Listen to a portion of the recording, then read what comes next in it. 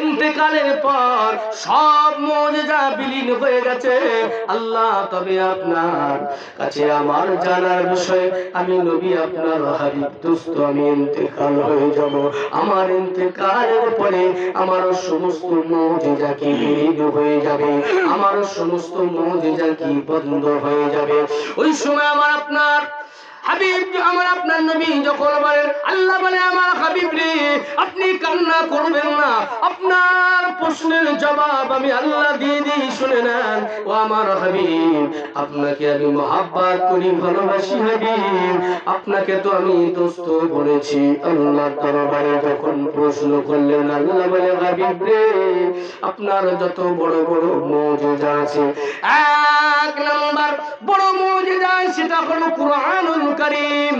এই কুরআনুল মাজিদ এটা হলো এক নাম্বার বড় মুজিজা। আমি আল্লাহ আপনাকে কথা দিলাম, কিয়ামত পর্যন্ত এই কুরআনুল মাজিদটা রক্ষণাবেক্ষণের দায়িত্বটা আমি আল্লাহ স্বয়ং নিজে নিয়ে নিলাম। আমার হাবিব আপনি কান্না করবেন না, আমার হাবিব আপনি কাঁদবেন না।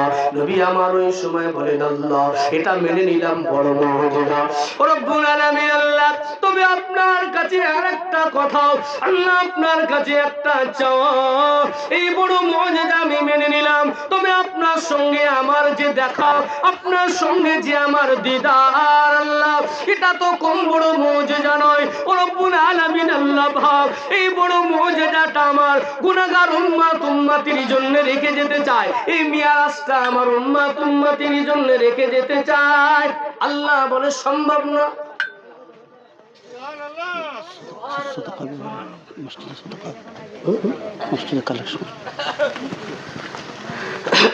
কথা বুঝতে পেরেছেন না পারেননি? যে আপনার সঙ্গে আমার যে দেখা, এই যে মিরাজ, এটা কি কম বড় মুজিজা? কোন নবী পেয়েছিল? কোন রাসূল পেয়েছিল?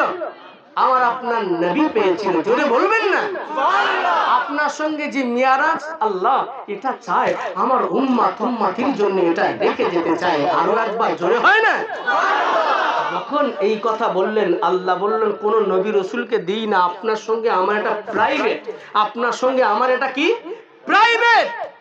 অতএব এটা আপনার উম্মত উম্মতির জন্য দেওয়া যাবে না। অন্যান্য নবীদের তো আমি আল্লাহ দিই না। নবীজি বলেছিল, আল্লাহ আপনি অন্যান্য নবীর কথা আমাকে বলছেন, আপনি তো বলেছেন নবী মূসার কথা, নবী মূসা আপনাকে দেখতে পাইনি আমাকে বললেন, কিন্তু আপনি তো বলেছেন যে নবী মূসা যাহাতে রাজি, আপনি আল্লাহ তাতে রাজি নয়, আল্লাহ আপনি যাহাতে রাজি, নবী মূসাকে তাহাতে রাজি হতে হবে।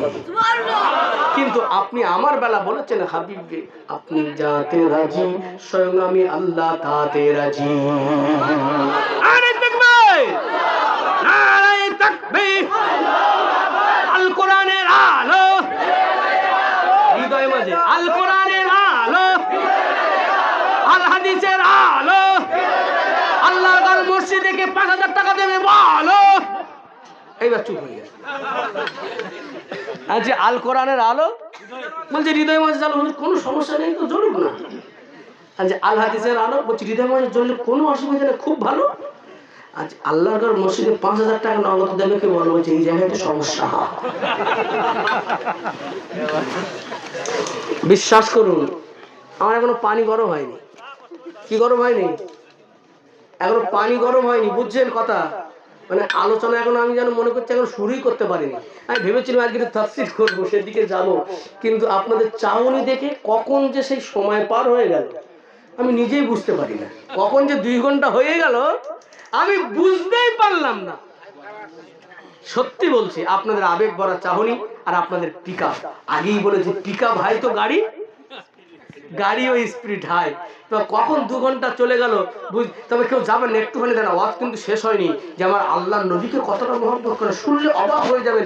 আর নবী আমাদের কতটা মহব্বত করেন শেষ পর্যন্ত আর একটা পয়েন্ট বলবো। একটু উঠে যাবেন না, কেউ দোয়া হবে, কেউ একজন উঠে যাবেন না, একটুখানি শোনেন।